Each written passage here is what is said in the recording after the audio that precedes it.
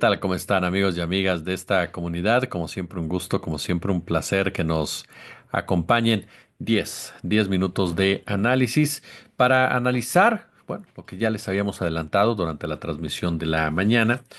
Este enfrentamiento entre Ciro Gómez Leiva y Epigmenio Ibarra, a raíz en esta ocasión de que el segundo decide escribir en su columna semanal de Milenio las razones, los porqués, ya no acudiría a su participación final del espacio que días antes había decidido eliminar y en el que participaban también Arturo Saldívar, Santiago Taboada y el propio Germán Martínez.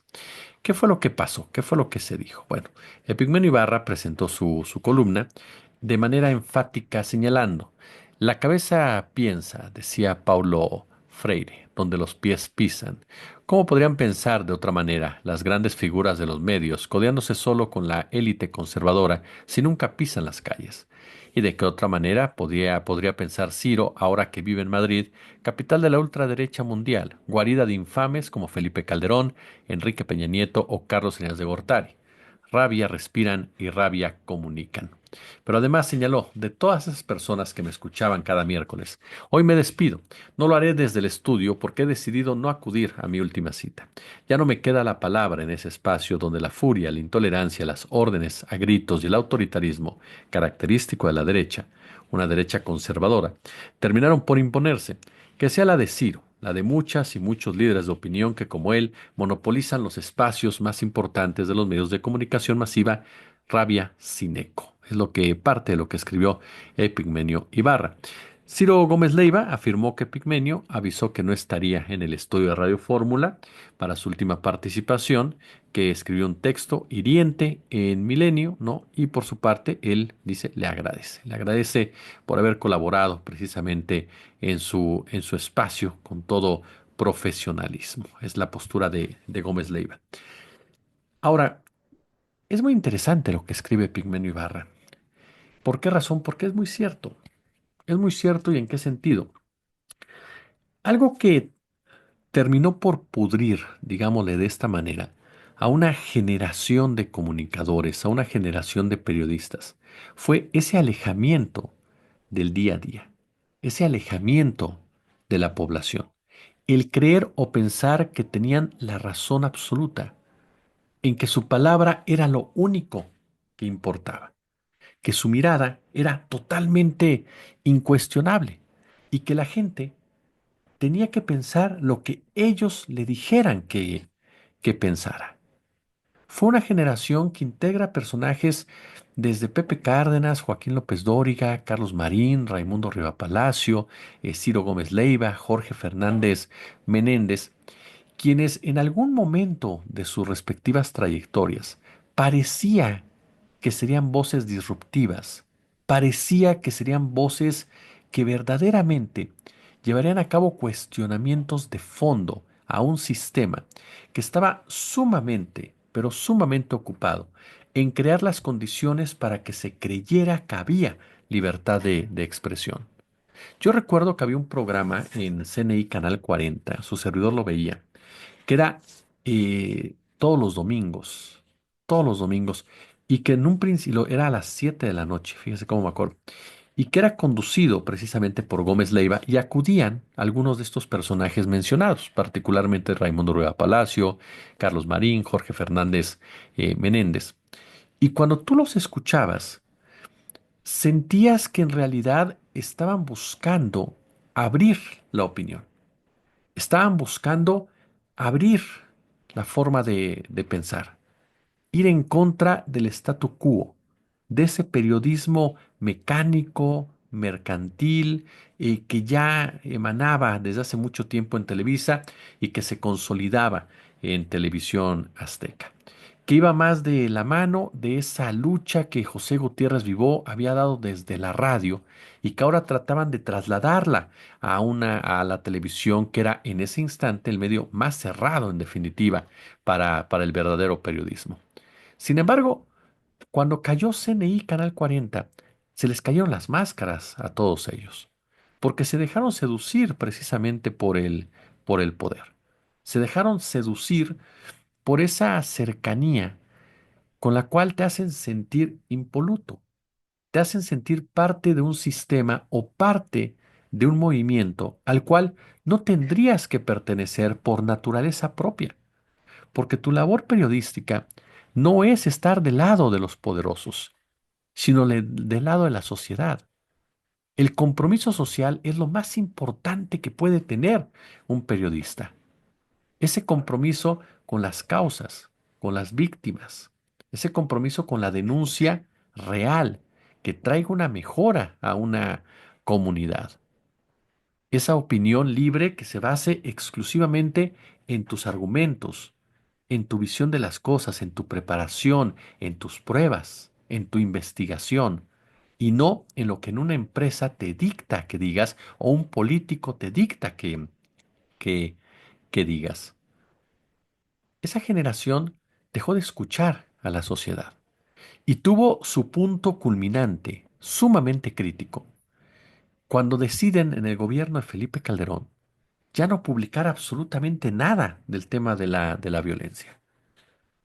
Ellos, por supuesto, se justificaron diciendo que la idea era no promover a los grupos criminales, cuando todos ellos, particularmente un Riva Palacio o un Fernández Menéndez o un Curcio, que eran gente muy cercana a Genaro García Luna, sabían que la intención era otra, que la intención era seguir masacrando al pueblo de México y seguir despojándolo de sus recursos naturales.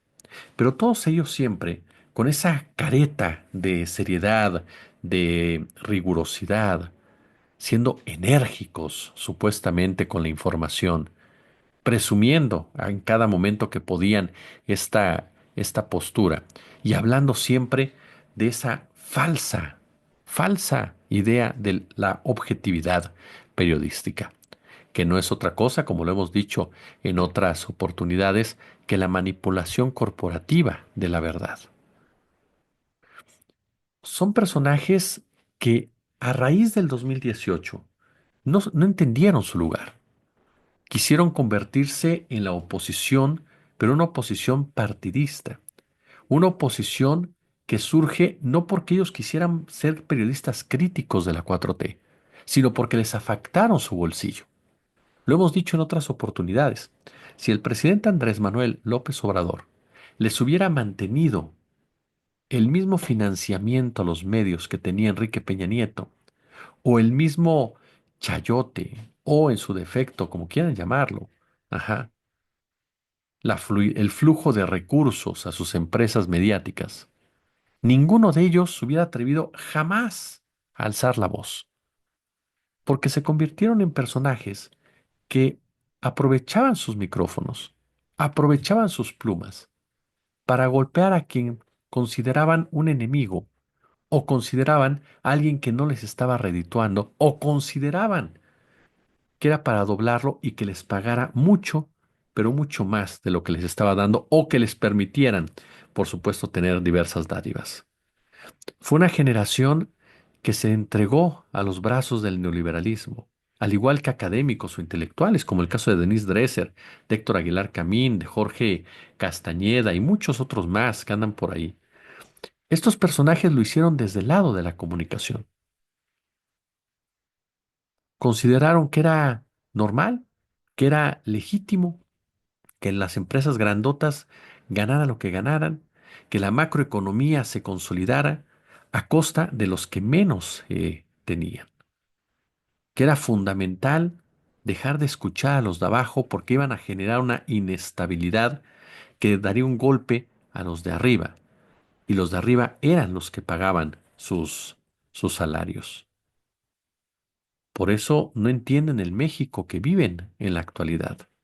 No quieren aceptar una politización de un sector de la población. No quieren aceptar una mayor conciencia por parte de la población, porque no saben cómo lidiar con ello. No saben cómo manejar ese escenario.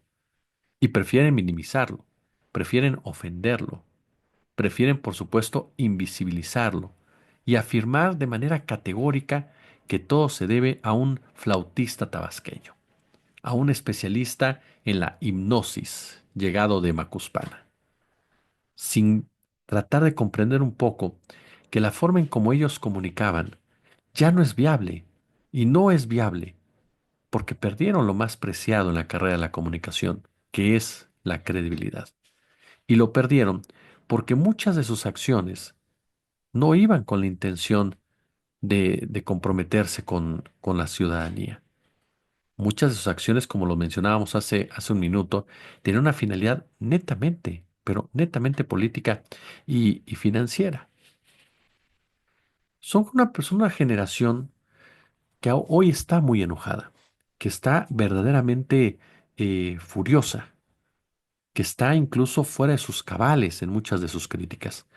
Basta escuchar a Pepe Cárdenas, basta escuchar a Ciro, basta escuchar a Joaquín López Dóriga, al propio Raimundo Rivapalacio lo que escribe y cómo reacciona incluso en redes sociales, para darte cuenta que el insulto se volvió parte de su argumentación, que la ofensa se volvió parte de su narrativa, que es mucho más fácil agredir al que tienen enfrente, como hizo Gómez Leiva con Epigmenio Ibarra, que debatir con argumentos, porque en el fondo saben muy bien que no tienen grandes defensas y que muchas de las que utilizan se caen por su propio peso. Y que ese papel de grandes líderes de opinión, de leyendas del periodismo, de figuras de la comunicación, no se las otorgó la ciudadanía, no se las otorgó el mexicano y mexicana de a pie, sino que se las dio el poder. Y un periodista que es premiado y reconocido por el poder como periodista, debe de preguntarse si está haciendo bien su trabajo, porque estos personajes son el ejemplo palpable de lo que te pasa si te acercas demasiado precisamente a aquellos a los que debes de criticar, no golpear, pero sí criticar porque tu compromiso es precisamente con la gente, es con millones y millones y millones y millones quienes de una u otra manera tienen confianza en tu palabra, en tu forma de pensar o en tu forma de ver las cosas. Esta furia difícilmente se va a aplacar durante un buen rato. Para ellos es necesario cobrar facturas, tratar de descarrilar todo lo que signifique la cuarta transformación, porque solamente así se sentirán a gusto. Piensan que pueden regresar al poder aquellos personajes que les permitieron oxigenar su vida, que les permitieron enriquecerse, que les permitieron vivir en un mundo de oropel.